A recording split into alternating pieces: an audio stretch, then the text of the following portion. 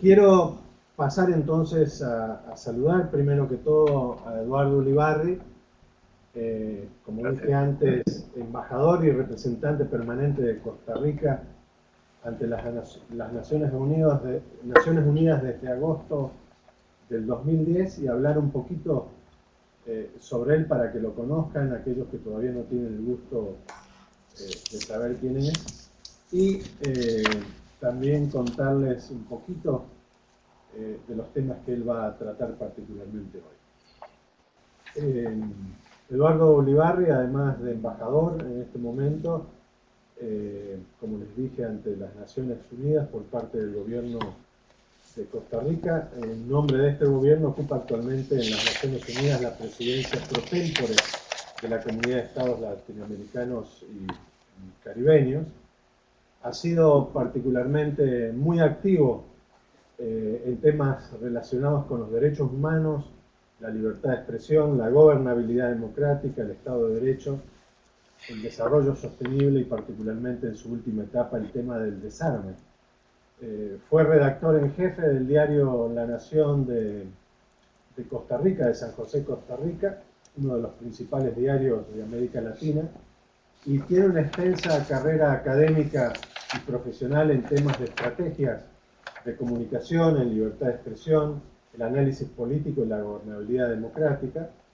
Entre 1991 y 1994 ocupó la presidencia de la Comisión de Libertad de Prensa de la CIP, donde ahí tuve la particularidad de poder trabajar con él. Él era mi jefe y justamente fue la persona que en el 1992, cuando viajé a Costa Rica para ser entrevistado, decidió que yo debía ser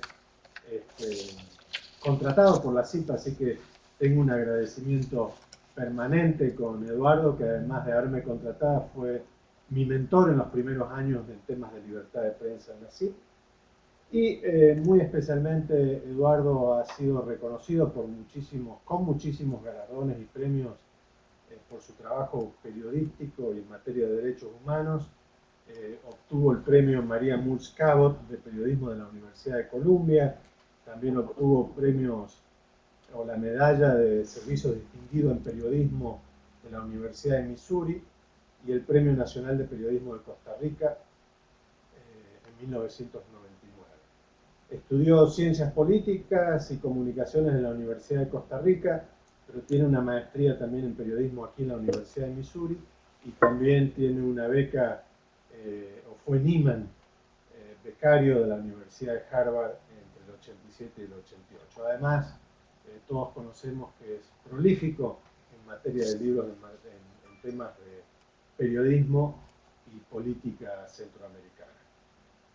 Justamente siguiendo un poco lo que habíamos hecho con Catalina Otero, Claudio Paulillo y Dalia Gómez en las últimas semanas, quisimos tenerlo a Eduardo para que nos comente un poco sobre la declaración de Chapultepec. ¿Por qué es importante esta declaración? ¿Cómo esta declaración ha ayudado a crear cultura en la defensa y promoción de la libertad de prensa y de expresión? ¿Cómo el tema de la libertad de prensa y la libertad de expresión se ha insertado dentro de los documentos principales de las organizaciones intergubernamentales, como la que él está trabajando en este momento en Naciones Unidas? Y sobre todo también, ¿cuáles son los desafíos a futuro? Pero antes de que empiece él, ¿por qué lo hemos elegido a él? Justamente porque Eduardo fue uno de los principales redactores de la declaración de Chapultepec y quien ha vivido aquellos instantes preciosos que tuvimos el goce de poder haber participado en Chapultepec en 1994. Así que, Eduardo, una vez más, muchísimas gracias por acompañarnos y quedamos a tu disposición para escuchar. Muy bien, muchísimas gracias, Ricardo, por la generosa presentación. Nunca me he arrepentido de haber dado mi visto bueno para la contratación de Ricardo en la Sociedad Interamericana de Prensa, y creo que el hecho de que lleve 22 años desempeñando con tanto éxito y eficiencia sus tareas es el mejor ejemplo de ello.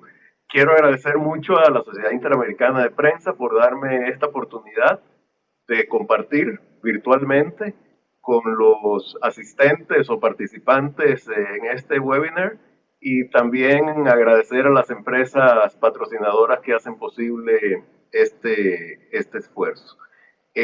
Si ya tenemos lista la presentación que había preparado en PowerPoint, pues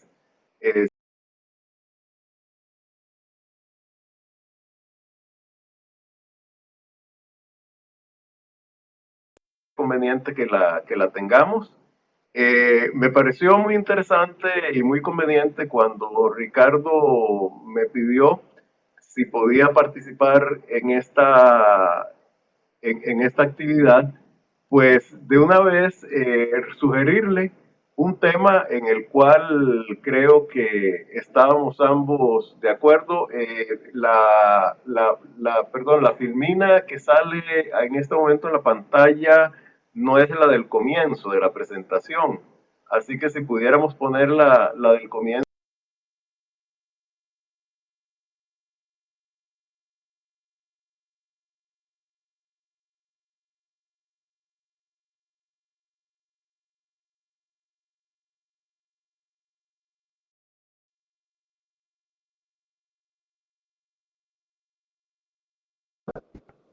Tenemos, como le había augurado de cierta forma anteriormente, un problemita técnico que ya vamos a solucionar. Estamos tratando de comunicarnos de nuevo con Ahí está. Eduardo. No se oye. Eduardo, creo que no te escuchamos desde aquí.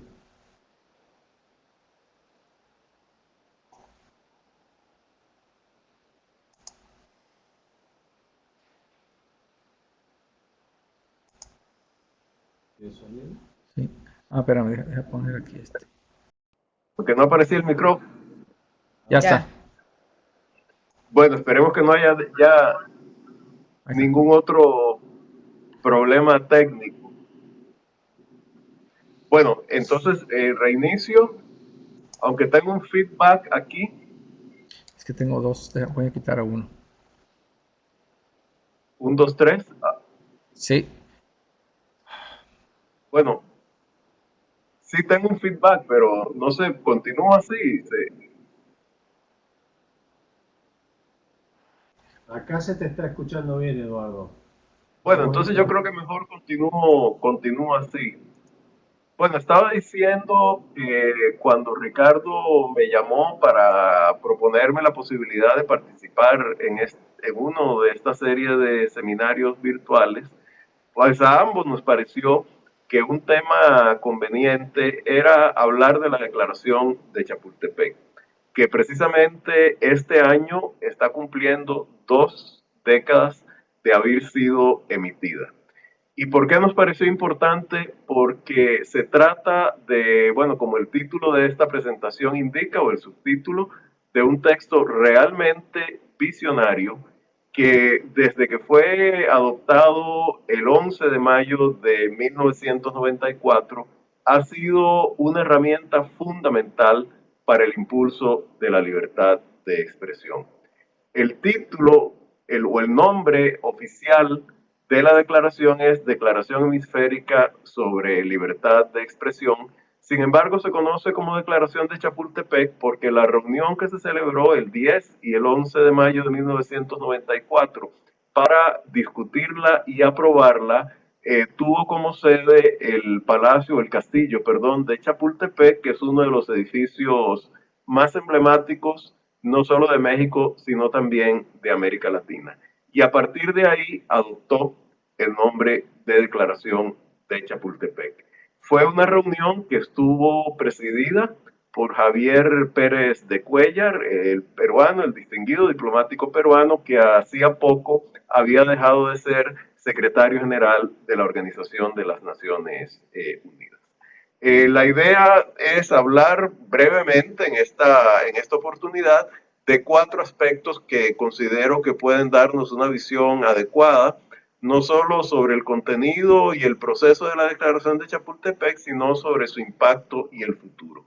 Y en este sentido, pues pretendo hablar un poco sobre el por qué la declaración es relevante, cuáles son sus principales componentes, el contexto histórico, mediático en que se produjo y cuáles son algunos desafíos que no solo la Declaración de Chapultepec en sí misma, o quizá no tanto la Declaración de Chapultepec, sino la libertad de expresión en América Latina o en todas las Américas tiene a futuro. Entonces, primero quisiera comentar un poco sobre la relevancia de la declaración. Hay varios aspectos que hacen que esa relevancia sea realmente muy importante.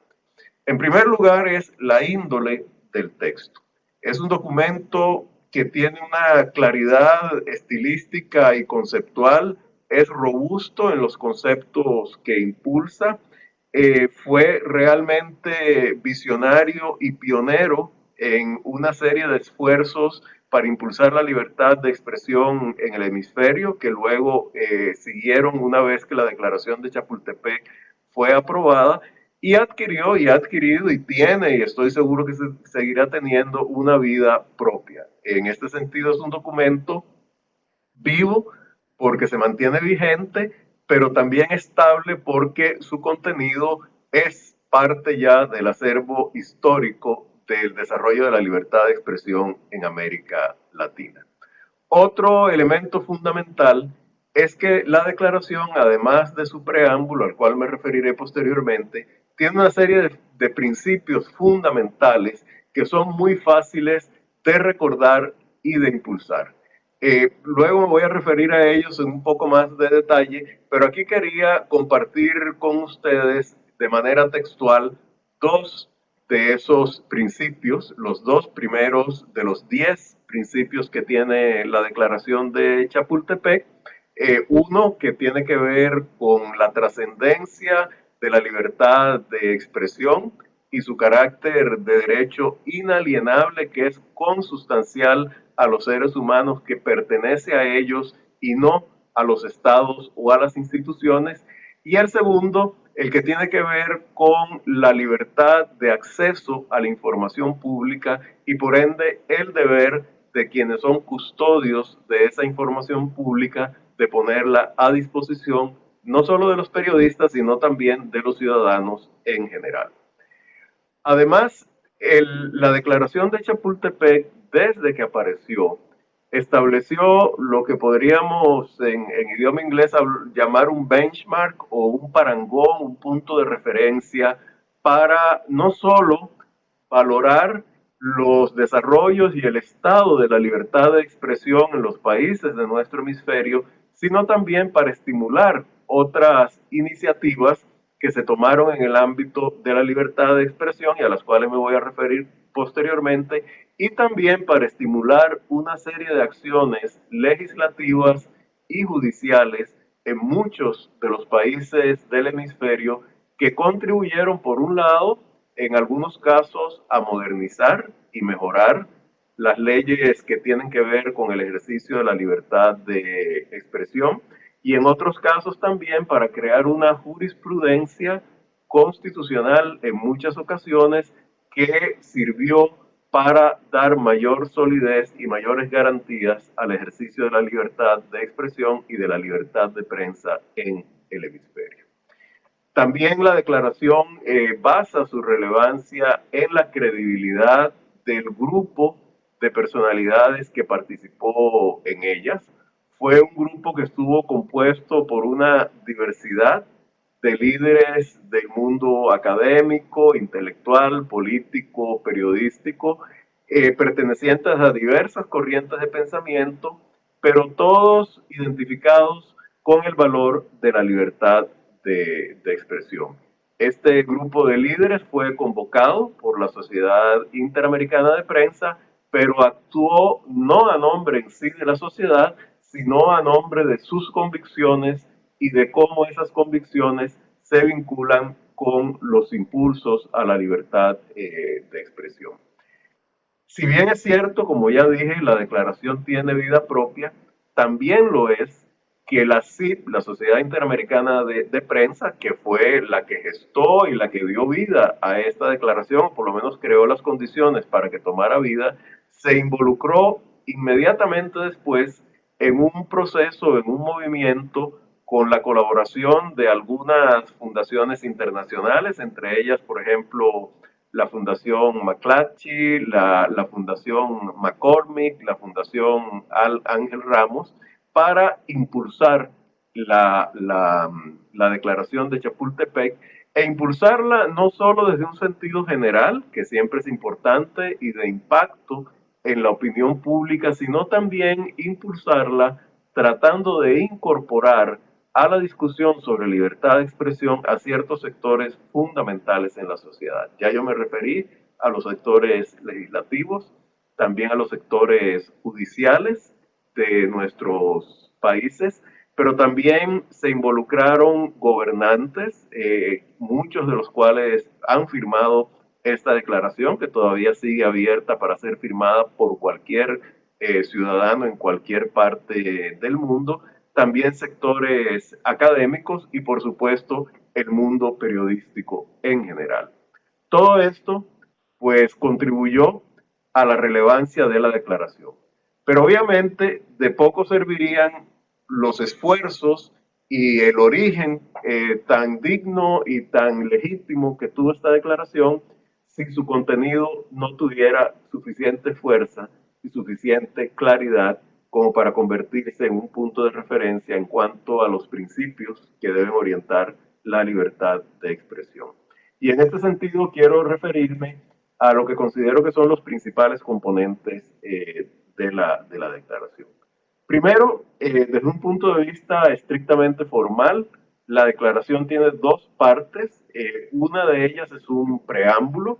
El preámbulo es un poco, digamos, la narrativa que da origen a la segunda parte de la declaración, que son los 10 principios.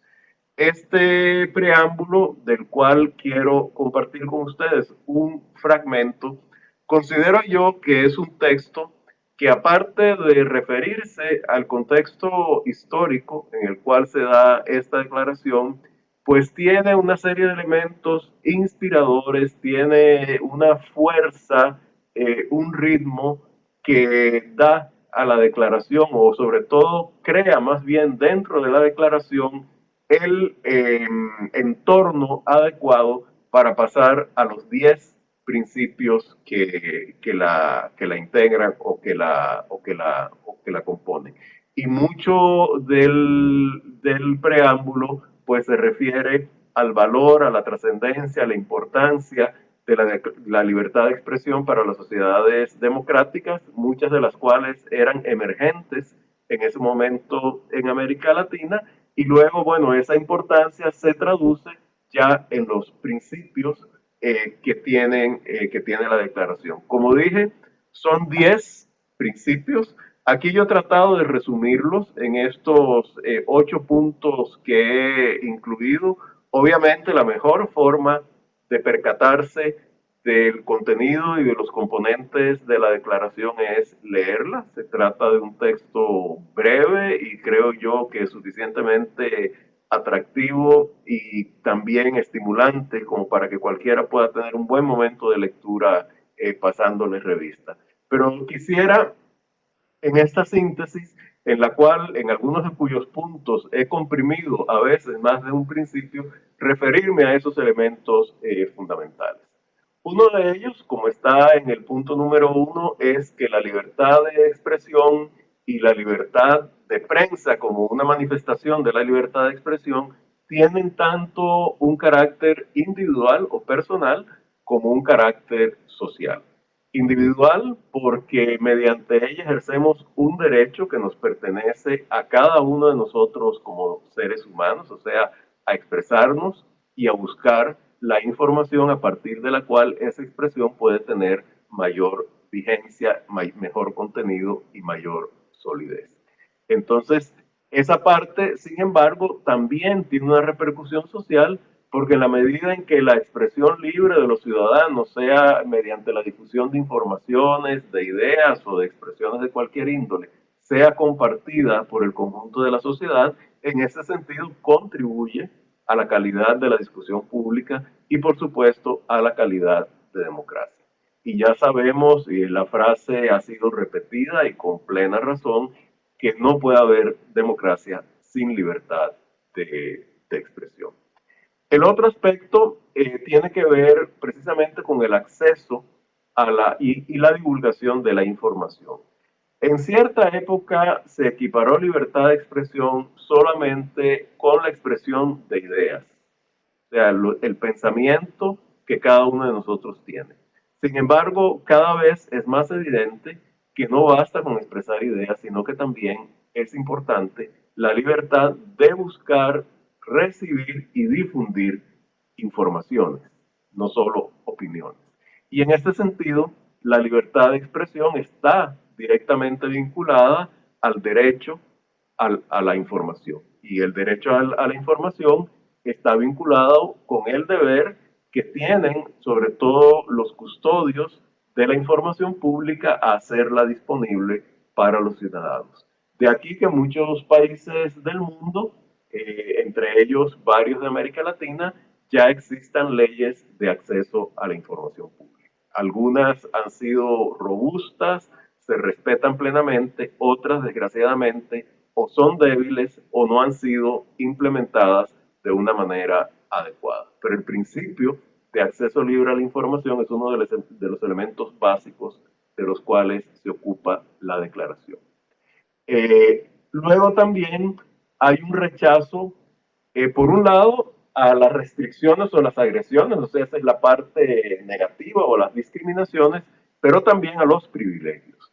Recordemos que la libertad de expresión no solo se mediatiza castigando, imponiendo sanciones de diversa índole o controles a quienes le ejercen, o discriminaciones a las personas que le ejercen libremente, sino también que muchas veces se mediatiza otorgando privilegios a aquellos que se acercan al poder y que no ejercen la libertad de expresión. Por eso, la declaración de Chapultepec es muy clara en rechazar tanto las discriminaciones como los privilegios y en hacer énfasis en la importancia que tiene la vigencia plena del Estado de Derecho como marco jurídico fundamental para el ejercicio de la libertad de expresión.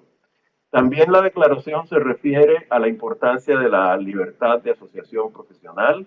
Cuando la declaración se produjo, todavía había varios países de América Latina que utilizaban la figura de la colegiación obligatoria de periodistas como una manera de tratar de imponer restricciones a la libertad de expresión de parte de sectores de poder.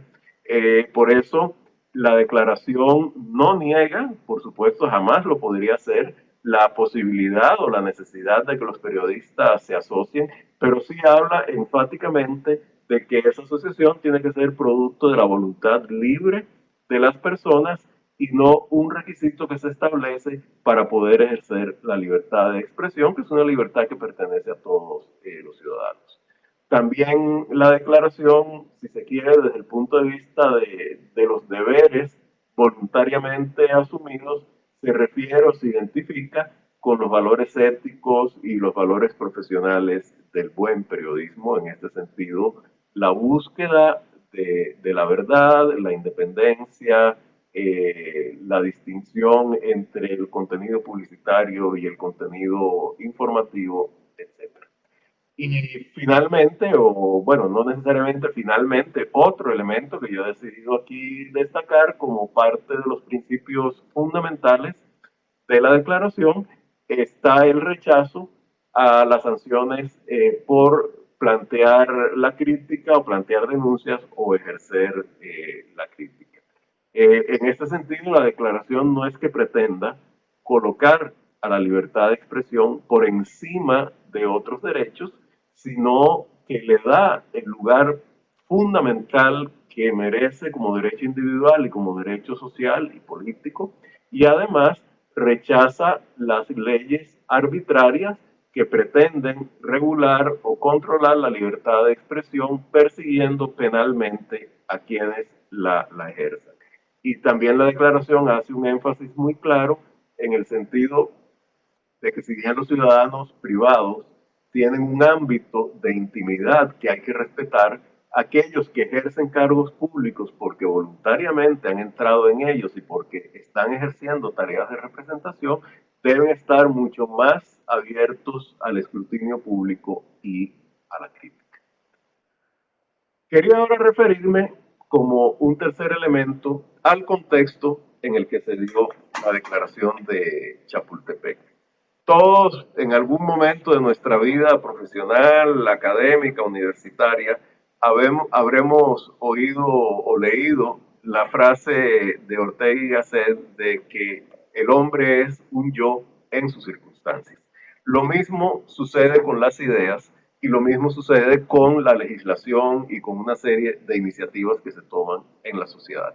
Y en este sentido, las circunstancias históricas en que se produjo la declaración de Chapultepec fueron fundamentales y además constituyeron digamos, un terreno muy fértil para el impacto de la declaración. Esta declaración, como ya sabemos, se produjo, y aquí lo destaco, se emitió el 11 de mayo de 1994, era una etapa en que ya prácticamente todos los países de América Latina que habían estado sometidos a distintos regímenes dictatoriales, sobre todo dictaduras militares, particularmente en Sudamérica, habían salido de esas dictaduras. Todavía quedaba y queda un enclave dictatorial en América Latina que es Cuba, y desgraciadamente también ahora hay algunos países en los cuales hay un cierto ímpetu de populismo autoritario preocupante, a lo que me referiré posteriormente. Pero en esta época en que estamos hablando, América Latina estaba en la época del renacer democrático. Y había un gran reconocimiento de parte de todos los sectores sociales, con pequeñas excepciones, por supuesto, sobre la importancia de desarrollar, de fortalecer o de resucitar, en el caso de aquellos países que ya habían tenido largos periodos democráticos, las instituciones y las prácticas democráticas. Y obviamente, entre esas instituciones y esas prácticas democráticas, una de las fundamentales es la libertad de expresión. Así que en este sentido, la declaración surge en un momento propicio. Sin embargo, era un momento que tampoco estaba ausente de riesgos, de peligros y de agresiones para la libertad de expresión. Si bien es cierto, prácticamente, con algunas excepciones, ya se habían superado los regímenes que desde el poder imponían sanciones o limitaciones a la libertad de expresión y a su ejercicio. Sin embargo, había otras fuentes de peligro. Por un lado, la delincuencia organizada, sobre todo bandas de narcotraficantes, que todavía constituyen un peligro muy importante para la libertad de expresión y que además son una de las fuentes más terribles de agresiones e incluso de asesinatos de periodistas. En ese momento ya existían y todavía, desgraciadamente, siguen existiendo. Por otro lado, también en algunos países se mantenía como un riesgo la debilidad institucional, o sea, volver a insertarse en los procesos democráticos, sobre todo entendidos estos como uno de sus elementos fundamentales, que es el ejercicio del poder electoral y de la libertad electoral. Sin embargo, no quiere decir que necesariamente las instituciones, sobre todo los tribunales, los congresos, los partidos políticos, sean suficientemente sólidas. Entonces, la debilidad institucional era, y yo diría que sigue siendo, un riesgo, o por lo menos sigue creando factores de vulnerabilidad en el continente. Y también debemos tomar en cuenta que dentro de democracia siempre existen sectores que pretenden utilizar los mecanismos de la democracia, en este sentido la aprobación de leyes y los tribunales acudiendo a ellos para querellarse en contra de periodistas como parte de los instrumentos para tratar de limitar la libertad de expresión. Entonces, esta mezcla de un renacer democrático con nuevos desafíos para la libertad de expresión fue el contexto, digamos, general en el cual se produce la declaración de Chapultepec. Desde un punto de vista más vinculado al ejercicio del periodismo y de la libertad de expresión, hubo también otros aspectos importantes a tomar en cuenta. Uno de ellos es que el 3 de mayo de 1991 se produjo en Windhoek, la capital de Namibia, en África, una reunión de periodistas africanos cuyo resultado fundamental fue la declaración de Windhoek. Esta fue una reunión auspiciada por la UNESCO y esa declaración de Windhoek constituyó un documento realmente pionero, sobre todo en el ámbito de las sociedades africanas, de respaldo a la libertad de expresión, y además podríamos considerar que es como el regreso oficial de la UNESCO a una actitud de apoyo a la libertad de expresión.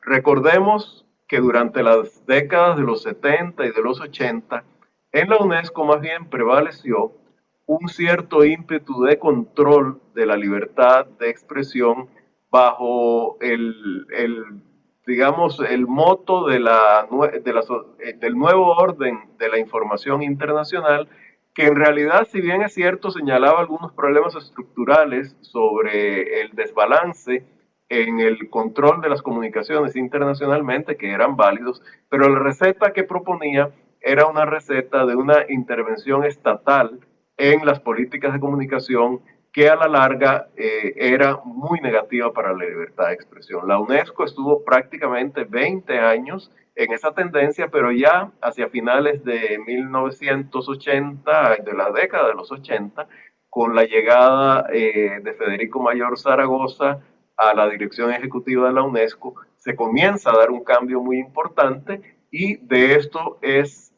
la declaración de Windhoek su primera manifestación clara, explícita, y en un contexto de gran relevancia y de gran vulnerabilidad en ese momento, como era el contexto del continente africano.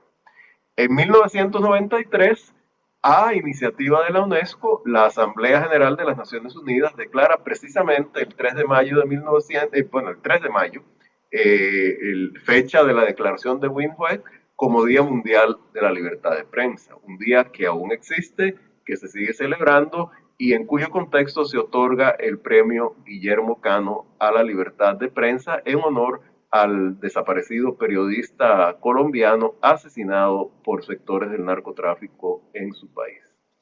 En 1997, en el ámbito interamericano, se toma una decisión muy importante, y fue que la Comisión Interamericana de Derechos Humanos, uno de los organismos de larga data en el ámbito del sistema interamericano, de la Organización de Estados Americanos, decide crear la Relatoría para la Libertad de Expresión, la cual aún existe y realiza una tarea fundamental en lo que es el seguimiento, la información cuando corresponde la denuncia en temas de libertad de expresión en el continente. Por supuesto que también la capacitación es otro de los aspectos fundamentales o una de las tareas fundamentales que realiza la relatoría. Precisamente por la lucidez de la relatoría, de quienes la han ocupado, y yo diría, y lo digo con toda prudencia, pero también con toda certeza, que por inspiración de la declaración de Chapultepec, en el año 2000, la relatoría pone en circulación, hace pública la declaración de principios sobre la libertad de expresión. Si uno lee en paralelo la declaración de Chapultepec y la declaración de principios sobre la libertad de expresión, se va a dar cuenta de que los principios que sustentan son esencialmente los mismos. Hay algunos énfasis diferentes porque se dan en momentos distintos. Una procede directamente de la sociedad civil, la declaración de Chapultepec, otra proviene de una instancia independiente, pero en el contexto de una organización intergubernamental, y por ende ahí hay ciertas diferencias, pero son esencialmente documentos de un contenido casi que reflejo y que van destinados ambos a crear un conjunto de principios para valorar y para impulsar el ejercicio de la libertad de expresión. Y un último elemento que quiero citar como parte de este contexto, que tampoco pretende ser exhaustivo, es que a partir del año 2001, la Corte Interamericana de Libertad de Expresión, que es un tribunal cuyas decisiones son de acatamiento obligatorio para los países que están adscritos a ella, que son la mayoría de los países de América Latina, comienza ya a conocer y a fallar de una manera muy lúcida, muy abierta y muy de apoyo a la libertad de expresión, una serie de casos contenciosos que fueron presentados ante la Corte. El primero de ellos fue el que se conoció como la última tentación de Cristo y que tuvo que ver con la censura de los espectáculos públicos a raíz de un caso que se suscitó en Chile. La Corte falló en contra de la censura previa, sí autorizó la clasificación de espectáculos, sobre todo para proteger a la niñez, pero ese fallo en contra de la censura previa de los espectáculos públicos y de la expresión en general fue fundamental y fue la apertura de otra serie de casos sobre los cuales la Corte Interamericana de Derechos Humanos se ha expresado con posterioridad y que han sido de gran importancia para la libertad de expresión en nuestro hemisferio. Finalmente, me quiero referir a algunos desafíos que veo en el horizonte para la libertad de expresión, pero también vincularlos con algunos aspectos importantes, con algunas bases muy sólidas. Primero quiero hablar de algunos de los aspectos negativos que veo en el horizonte.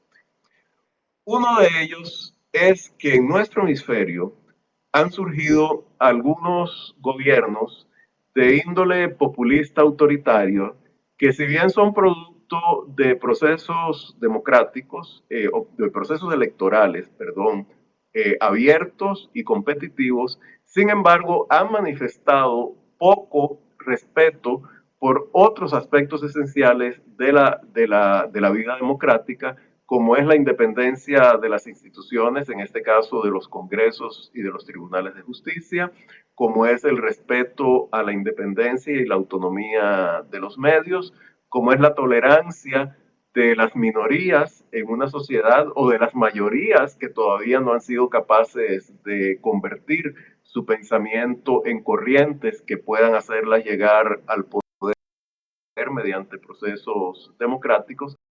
Los gobiernos en particular han demostrado una hostilidad en contra de la prensa que trasciende los mecanismos usuales de intentar pasar legislación restrictiva y que va incluso no solo destinado a que esa legislación sea particularmente severa, sino también a tomar medidas de hecho para limitar el trabajo de los periodistas y de los medios de comunicación, para intentar crear monopolios estatales de información, para establecer reglas totalmente discriminatorias respecto a los medios de comunicación, por ejemplo, controlando el acceso a divisas para adquirir papel o limitando y muchas veces eliminando el acceso a las ondas, a las frecuencias de televisión y de radio, e incluso también controlando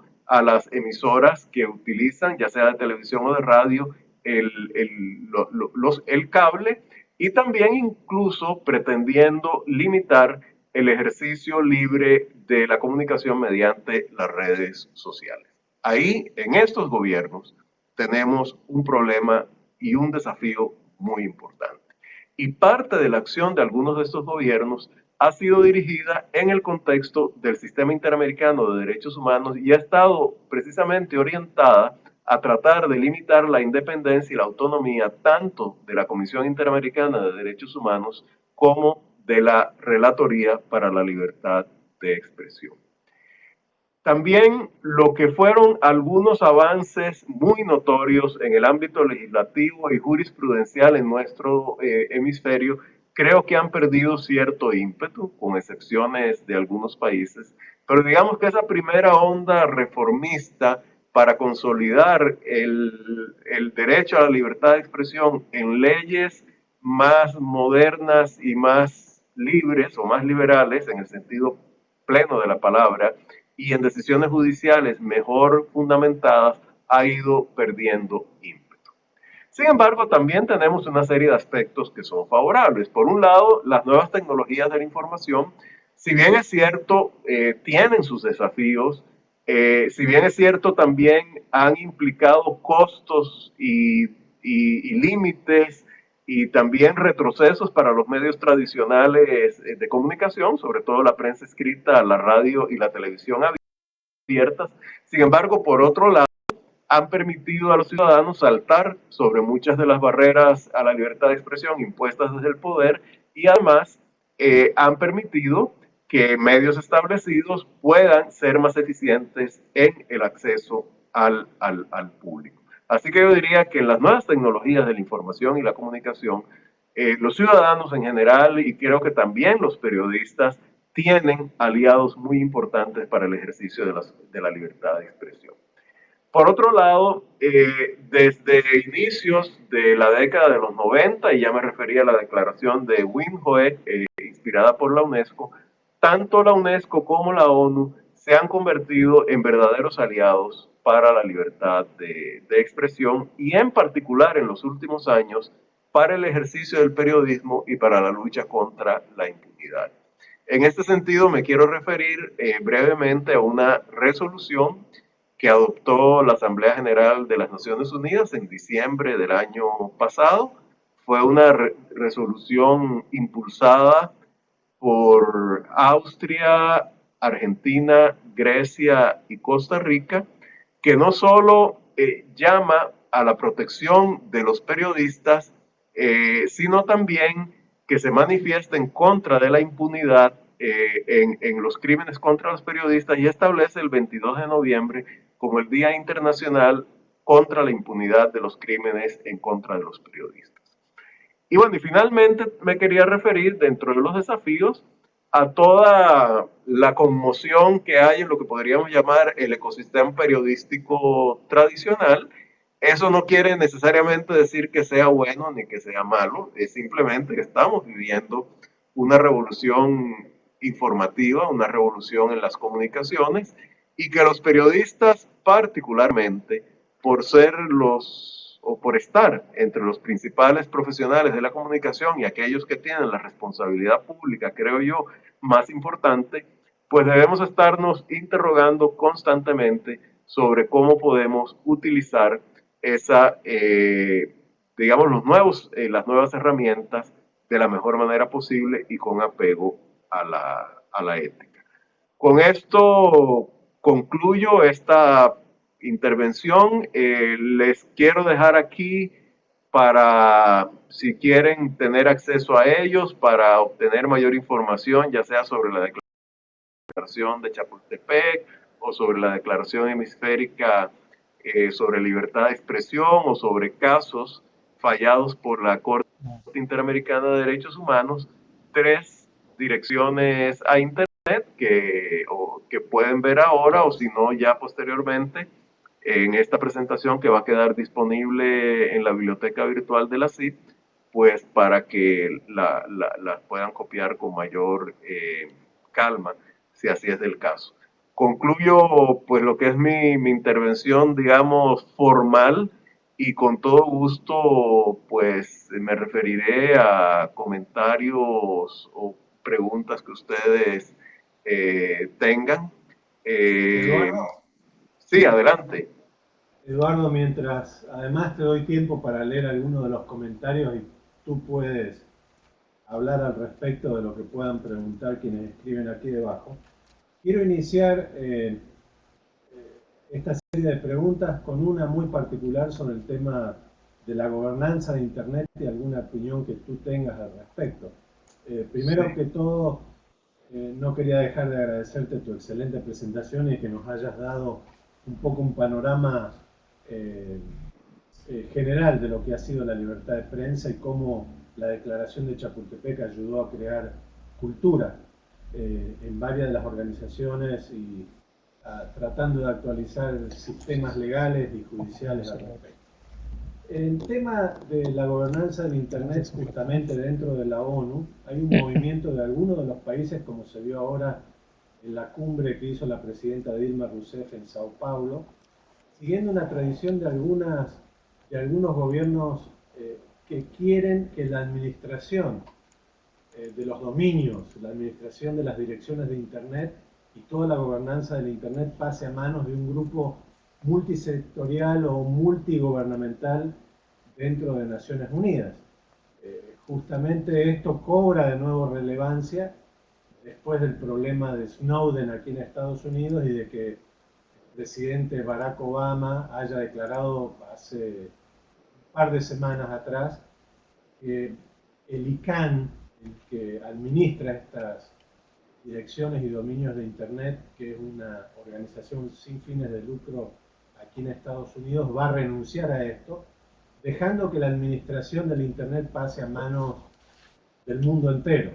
Todavía no hay decisiones sobre quién lo van a hacer, pero obviamente un grupo de países, desde que venimos viendo en la Sociedad Mundial de la Información, dentro de la ONU están queriendo que esta gobernanza sea parte de estos países. Y muchas de las organizaciones de libertad de prensa, como es esta casa, la Sociedad Interamericana de Prensa, tiene miedo de que estos gobiernos quieran imponer la censura que ya están imponiendo en sus países a los temas digitales.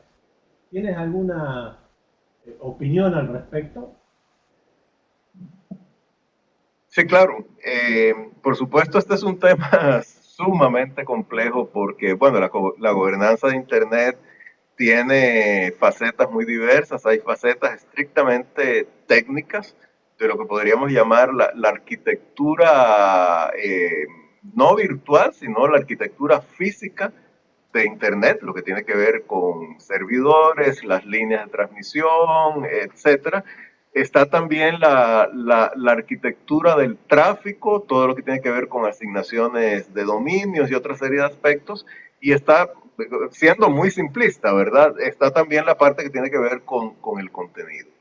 Yo creo que dentro del tipo de gobernanza que ha imperado en Internet desde su surgimiento hasta ahora, en general los resultados han sido positivos. O sea, Internet es una red bastante robusta, técnicamente muy íntegra, con perturbaciones limitadas y que ha podido irse adaptando a las nuevas necesidades, incluso, por ejemplo, creando nuevos dominios, etcétera. Entonces, en ese sentido, creo que no estamos ante un sistema que haya colapsado, ni mucho menos, y tampoco ante un sistema que tenga problemas. Lo que hay son sensibilidades de diversa índole, algunas creo yo que bien intencionadas y bien fundamentadas, otras indudablemente que se aprovechan de esta fundamentación para tratar de impulsar ciertos ímpetus autoritarios. Yo creo que el futuro de la gobernanza de Internet va a ser un futuro multisectorial en el cual algún papel que yo creo que tiene que ser no el esencial ni con una capacidad de veto, va a tener que corresponder a los estados.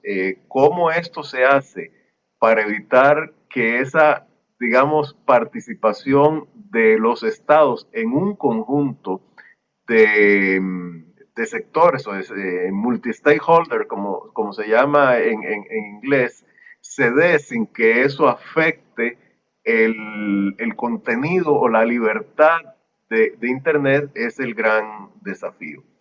Yo sí creo que no estamos en este momento en capacidad ni siquiera técnica para que algún ente de Naciones Unidas se haga cargo de Internet. Precisamente el miércoles de la semana pasada, tuve oportunidad de participar en una reunión con el director ejecutivo de la Unión Internacional de Telecomunicaciones y él decía ahí enfáticamente que la UIT no tiene el menor interés ni tampoco tiene la capacidad de asumir la gobernanza en Internet. Así que yo creo que aquí se aplica esa frase que se utiliza tanto en inglés, si no está roto no hay por qué arreglarlo. Creo que lo que hay que ver es dónde existen ciertas sensibilidades y sobre todo me parece que en el ámbito de la privacidad hay sensibilidades muy justificadas que hay que ver cómo se atienden, pero sí hay que ser sumamente cuidadosos en que los gobiernos, porque cuando decimos los gobiernos, obviamente ahí caen tanto los gobiernos legítimos y liberales como los gobiernos totalmente autoritarios, no sean los que tengan el dominio final, porque esto le podría dar a los autoritarios una capacidad de incidencia muy negativa. Muchas gracias, Eduardo. Tratando de, de sintetizar algunas de las varias preguntas que se te han hecho acá abajo, yo te preguntaría, vos que has estado del lado del periodismo, del lado de los medios y ahora del lado del gobierno, eh, da la impresión de que la balanza a favor de la promoción de la libertad de expresión proviene de las organizaciones como la CIP, el Comité de Protección Periodistas, Reporteros Sin Fronteras, también viene de los particulares. ¿Cuáles crees vos que sería la obligación del Estado y la obligación de los gobiernos para promocionar mejor la libertad de prensa y la libertad de expresión? Ya nos hablaste del segundo o del tercer principio de Chapultepec sobre temas que tienen que ver con las leyes de acceso a la información pública, pero hay otros elementos como que los gobiernos necesitan hacer para crear cultura de libertad de expresión y de libertad de prensa. Sí. Bueno, yo creo, no, me parece que es una inquietud fundamental y que va como al corazón del tema. Yo lo vería aquí en dos ámbitos, uno el ámbito nacional y otro el ámbito internacional. Creo que el nacional es el más importante porque es en el cual cada gobierno tiene la mayor incidencia, ¿verdad? Yo diría lo siguiente, bueno, en primer lugar, a mí me parece que el desarrollar, el impulsar, el proteger el Estado de Derecho en general es fundamental para la libertad de expresión, como lo es fundamental para el desarrollo económico, para la libertad política, para la libertad cultural, etc. Entonces, en este sentido, el ser respetuosos, y no solo ser respetuosos, sino tratar de impulsar y adaptar a la modernidad las entidades que forman parte de la estructura del Estado de Derecho, en particular los tribunales y la legislación, y también la orientación conceptual y normativa y estatutaria de esos entes mediante la aprobación de leyes adecuadas o la reforma de las leyes inadecuadas, yo creo que es un elemento fundamental. Y ahí estamos hablando, si se quiere, de la estructura del Estado y de los componentes fundamentales de esa estructura. Sin embargo, no basta con esto. Yo creo que el ejercicio de la tolerancia es fundamental y la tolerancia obviamente empieza en quienes tienen las mayores responsabilidades y las mayores autoridades, la mayor autoridad en las sociedades. Y yo creo que la tolerancia realmente se pone a prueba cuando tenemos que enfrentar la crítica. Uno puede ser muy tolerante y es muy fácil hacerlo con aquellos que coinciden con uno, ¿verdad? Eso es lo más sencillo que hay. Pero cuando uno tiene que ser tolerante con la crítica, a veces feroz, que es usual en una democracia, yo diría que ahí es cuando ese valor se pone más a prueba. Y particularmente todos los que ejercen liderazgo, no solo dentro del gobierno, sino también en las instituciones sociales de diversa índole, académicas y por supuesto también en el sector empresarial, tienen que ser mucho más tolerantes. Luego, el principio de la transparencia. Obviamente uno puede promover la transparencia en el sector público mediante la aprobación de leyes de libertad de acceso a la información, pero no basta con eso. Yo creo que también la actitud de transparencia es consustancial al ejercicio democrático y debe permear lo que podríamos llamar la vida cotidiana de las instituciones. Y esta transparencia pues se pone de manifiesto simplemente atendiendo las necesidades o los deseos, a veces podrían incluso interpretarse que son caprichosos, pero cada cual es dueño de sus iniciativas, de tener acceso a información de interés público. Creo que también hay que tener respeto a las minorías. También hay que crear un entorno que propicie la diversidad de opinión, no tratando de controlar el contenido de los medios, sino también creando, sino más bien creando condiciones propicias para que puedan florecer distintos medios de comunicación. Y en este sentido, pues me refiero nuevamente a algo que dije al final de mi presentación formal, y es que las nuevas tecnologías de la información y de la comunicación ofrecen mecanismos no solo para la libre expresión, sino también para poner a disposición del público información y para facilitar el acceso a ella, que puede resultar muy eficaz y muy barato. Eso en el ámbito, y lo otro que también forma parte del Estado de Derecho es cuando se dan agresiones contra los periodistas, y obviamente la agresión más cruel y definitiva es el asesinato, pues luchar en contra de la impunidad. Eso es fundamental. Ahora, en el ámbito internacional, obviamente, pues es una situación más compleja porque ahí confluyen países con muy diversos puntos de vista, pero yo diría que ahí, y reconociendo que muchas veces la iniciativa y digamos la proa en este movimiento la llevan organizaciones profesionales y organizaciones de la sociedad civil. Yo creo que tener contacto con esas organizaciones, incorporarlas al debate internacional es fundamental. También yo creo que es importante generar alianzas con países que son creyentes y que impulsan la libertad de expresión. En América Latina quedamos algunos, desgraciadamente no muchos. En Norteamérica, en Europa hay muchos. Y en Asia y África hay algunos, desgraciadamente pocos. Pero bueno, yo creo que crear ese tipo de coaliciones, también utilizar agencias internacionales particularmente comprometidas con el ejercicio de la libertad de expresión y apoyarlas. En este sentido, reitero la importancia de la UNESCO. Creo que pueden ser aspectos muy importantes. Muchísimas gracias, Eduardo. Lamentablemente estamos ya en los últimos segundos de transmisión, pero te quería agradecer muchísimo en nombre del equipo aquí técnico de la CIP y de la CIP en particular, por habernos dado esta buena clase y enseñanza sobre lo que necesita o lo que necesitamos también los periodistas como responsabilidad para crear libertad de prensa. Y ya antes, para despedirme, Eduardo, te conocemos tres dimensiones fundamentales de tu vida profesional, que son la académica, el periodismo y la política, en este caso en esta última etapa. ¿Qué estarás haciendo ahora que ya el 30 de junio estarás regresando a Costa Rica? Dejas tu puesto como embajador permanente de Costa Rica ante la ONU. ¿Hay algo que podamos saber? Sí, bueno, primero una pequeña corrección. Digamos, mi tercera etapa no es exactamente la política, sino el ejercicio de la función pública, que es un poco distinto, ¿verdad? Pero bueno, efectivamente, ahora estoy, si se quiere, del otro lado de la cerca en el ejercicio de una tarea de gobierno y en este caso de representación. Regreso a Costa Rica, junto con mi esposa, el 30 de junio. Ahí, pues, bueno, retomaré mi vida académica. Voy a regresar a la Universidad de Costa Rica, a la Escuela de Comunicación, donde soy profesor titular y ahí pienso dar dos cursos. Uno, por lo menos si todo sale como se ha hablado hasta el momento, puede haber cambios de última hora. Uno va a ser sobre ética profesional en el ámbito de las comunicaciones y el otro sobre géneros periodísticos especiales, léase fundamentalmente periodismo narrativo y cosas similares.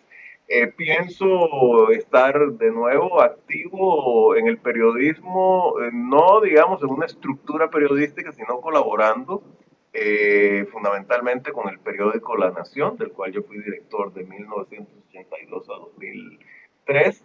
Y además pienso retomar, y esto es lo que me va a llevar un poquitito más de tiempo, algunas tareas en consultorías y siempre, bueno, la pasión que yo he tenido por la libertad de expresión. Espero hacer una mezcla, digamos, de consultorías, llamemos profesionales estrictamente, y otras de colaboración con organizaciones no gubernamentales de manera voluntaria. Así que por el momento eso es lo que tengo en el horizonte, todavía pues bastante abierto y vamos a ver cómo se presentan las cosas. Yo quiero aprovechar pues para agradecerle de nuevo a la CIP, al equipo allá en Miami que ha hecho posible esta presentación y a todos quienes me han seguido. Por cierto, en la lista veo un exalumno mío, Andrés Bosa, a quien le doy un saludo muy especial, pero obviamente también saludo al resto de los que han estado conectados aquí.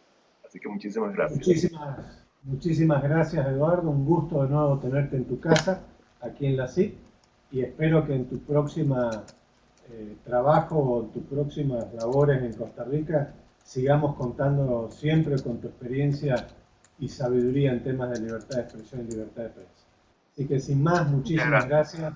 Buen viaje a Costa Rica, muy buena vida por allá y gracias a todos ustedes por participar.